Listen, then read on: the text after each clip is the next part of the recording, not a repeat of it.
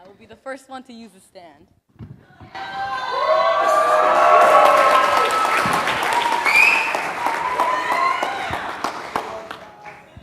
Jambo Mama, Jambo Papa, Jambo Rafiki, Karibu. These were some of the exact phrases our team used while greeting and serving the Kenyans. And this evening, I present these very words to you too. What comes to mind when you think of the words Africa or Kenya? For me, and probably for most of you, I think of poor, no water, no adequate shelter, no food, dirty, hot. The list can go on and on. What I'm trying to say is that because of this list, two things can happen. You're either repelled from it or you're attracted to it. For me, I was attracted. I've been going on mission trips ever since I was in middle school. I first got to experience poverty in the summer of 2008 when BYG went to Tijuana, Mexico. It was during this trip that I started cultivating career thoughts geared towards helping the poor globally. But there's one problem. It's honestly so easy to say, it's so easy for someone to say, I want to help the poor.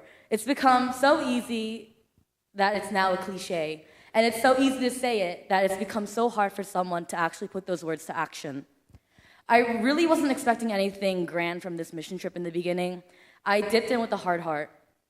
Before the trip, I was in the West Coast for a month at a summer program, and I plunged into the secular world so deeply, I knew I wasn't going to come back up for a long time. To be completely honest, I wanted God to show up in a really dramatic way, like fire falling from the sky or something like that, in my dirt-filled clothes and 10 days of unwashed hair. I wanted him to rock my world like Kenya so that I could come back up to the surface, transform into this mighty warrior of God who reads 5 hours of the Bible a day and prays for hours upon hours. But no. I found out that we were sleeping in nice hotels and had showers and not staying at the mission center. I was personally bummed out that we couldn't sleep at the center because, and come on, it's a mission trip. And I thought to myself, yep, this is either going to turn out bad or really bad. But I was also wrong about that. At first, there were many obstacles. The VBS team disbanded after 2 days because the mission center was going to hold a 3-day crusade. Priscilla got a mysterious bug bite. I indirectly drank local tap water. I noticed 5 days into the trip that my sunblock was not waterproof, so my face started stinging and burning. We had to tie hundreds upon hundreds of bread bags because they were delivered untied. The bus ride to Miamba was so bumpy that we should have just dropped dead. But out of all the obstacles we faced, God still showed us His grace and glory day by day. For those of you who don't know, Mombasa is a coastal city, which means that it's heavily populated with Muslims. In the Matuga area alone, the Muslim population is about 99%. But on the first day of the crusade, over 5,000 people came. Each day of the crusade, the mission center handed out a loaf of bread, a bottle of juice, and a gift to each person who walked through the gates. Anyone who walked in could not leave until that day's event was over. I have never lifted that many boxes of bread, handed out that many bottles of juice, or said the same phrases over and over again.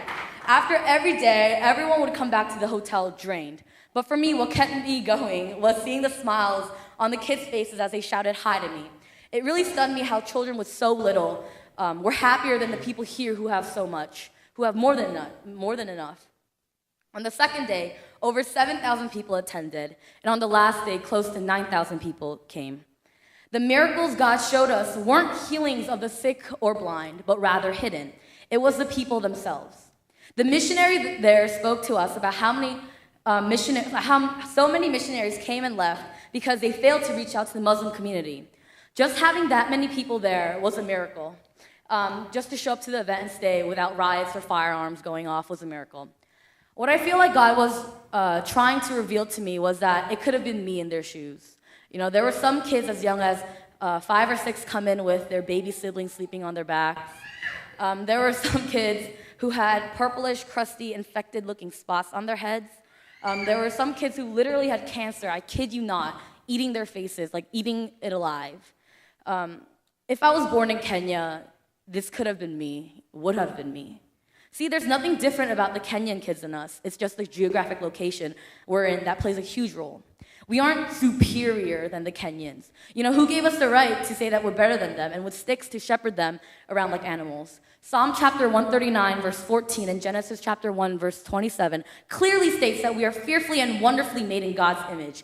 That does not mean it's only to you and me, but to the person next to you, to the person who woke up right now in China, to the person who's leading a herd of cows, to the pastors in the Netherlands, to Lindsay Lohan, and to the Kenyans.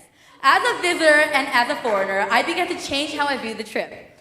I pulled back my pride and humbled myself so that I could just serve them and love them abundantly with the Father's love. With that said, I want to say that people are put into our lives for a reason. The Kenyan kids taught me that there's always hope and to stop taking everything for granted.